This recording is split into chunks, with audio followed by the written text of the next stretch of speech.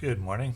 I'm going to do a card review of the first expansion, not expansion, the first adventure pack for Lord of the Rings LCG, which is the Hunt for Gollum. These are the player cards in the Hunt for Gollum here on the screen. Just going to go in order from left to right, top to bottom. The first, Bilbo Baggins. Lore hero, the first player draws one additional card in the resource phase. The nearest comparable for Bilbo Baggins would be Barivor. Fills a similar function in the same sphere. Which one's better? They're about the same, honestly, unless you're playing a Hobbit deck. So if you're wondering if you need to buy this adventure pack, that's going to be the focus of these card reviews, because it's not the case for me now, but when I was 20 or a teenager, I had limited income, as most do, and so you have to make decisions on what you need to buy and what you don't need to buy. If you don't have Bilbo, you're not going to miss anything. At this moment in time, at least, if you're not building a Hobbit deck, anytime you see Bilbo, you can safely substitute Barivor. They're pretty interchangeable, in my opinion. So he's good because Barivor is good, but he's also pretty similar to Barivor, except that he's a Hobbit. Dunedain Mark. It's going to see use in a variety of good decks for a time, I think. +1 attack is good, especially on a few heroes. There's kind of a threshold. A hero like Aragorn, there's a lot of enemies that take 4 attack to kill. And Aragorn has 3 attack, and no hero comes with a base of 4 attack, so buffing it even once can make a difference between requiring 2 attacks to take something down and being able to do it with just 1. So because of that, it's a good card in a lot of situations. It's going to see use in a variety of decks for a while. It's not an essential card, but it's a good card. Campfire Tales, good in multiplayer, very good in multiplayer, bad in solo. The only use in solo is if you had 47 cards in a deck and you really couldn't think of anything else that might possibly help and you just wanted a cycle card. Maybe then, but other than that, it's bad in solo. But good in multiplayer because it draws 2 to 4 cards for a cost of 1. Very good value. Winged Guardian. It's good now. It has uses now against high attack enemies. It's going to be outclassed pretty quickly by other things, unless you're playing Eagles, which is not going to be viable for quite a while. Viable meaning defeat harder quests. So good, worth including. You'll see it played. Not essential. Going to be outclassed soon. The Eagles are coming. Bad card. Too random. Too little utility. Not worth including. Westfold Horsebreaker. Good card. Worth including in Spirit deck.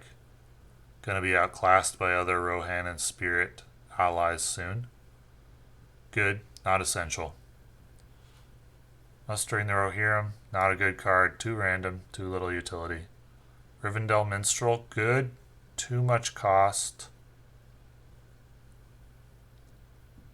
And it's going to be outclassed soon. So its utility is to decrease the randomness of a deck that relies on a song to work. If you don't draw the song, you draw this. The problem is you have to wait at least until turn 4. If you were to draw this in your opening hand, lore doesn't generate resources very quickly. So typically it's going to be slow. And you're going to have other ways to fill the function of the most essential song soon. So, personally, I tried this in a deck, didn't like it. I prefer to just mulligan for the song that I want rather than settle. So, you're in a situation where you need, let's say, Song of Kings, because you're running blue-green and you want the leadership resource for Steward of Gondor. So you throw this in there and you think, hey, if I don't draw a Song of Kings in my opening hand, I'll use Rivendell Minstrel to fetch it. So let's say you draw your opening hand, and Rivendell Minstrel is there. Do you mulligan that card? I mean, you're really looking for Song of Kings. You drew Rivendell Minstrel. It's not as good as Song of Kings, which is what you wanted. So do you mulligan it? Probably not. Where if you didn't have Rivendell Minstrel, you would mulligan for Song of Kings. And I think mulliganing for Song of Kings, rather than keeping Rivendell Minstrel, is the better play. At least that's been my experience, which means Rivendell Minstrel is just underwhelming. It's too expensive. That's the reason. At 1 or 2, like say it's 1 cost with 1 quest power, that's a good card. 2 cost with 1 willpower, that's a debate. 3 cost is just too much. Strider's Path.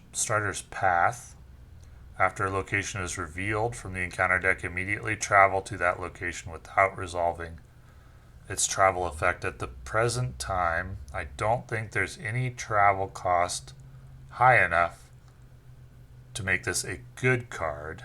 It's an okay card. It's above average. You'll see it in decks that you find online. You might even use it yourself. It's above average. It's not great. It's not essential. I don't play it myself. Don't intend to. Except if there's a location where I really, really have to in the future sometime. I tried it. Just didn't find it as valuable as other cards I could play. Song of Kings is absolutely essential to some decks. You're going to see a lot of decks that you may want to try that are like blue-green, blue-red, green-red, etc. And you want this card because you want Steward of Gondor. You may only play this card and Steward of Gondor as leadership cards in the deck, but Steward of Gondor is so essential at the present time that this card is essential for any deck that doesn't have leadership hero in it. So none of the other cards in this adventure pack are really essential. This one is. This is the reason to buy the adventure pack if you're buying it for cards and not for the quest. It's unfortunate because if there's going to be an essential card or a really powerful card in an adventure pack, it's kind of underwhelming to have it be an attachment. They're not that much fun to use. I'd rather it be a character or a cool weapon or something. So it's kind of annoying that the reason you need to get this adventure pack is for Song of Kings. But that's the case if you don't want to be locked out of a lot of decks in the future that don't have a leadership hero. And there are a lot of cool decks that don't. And so you need Song of Kings and Steward of Gondor in the deck, at least until such time as there are more ways to play leadership cards off Sphere. So this is the reason to buy the adventure pack at the present time. Have a wonderful day.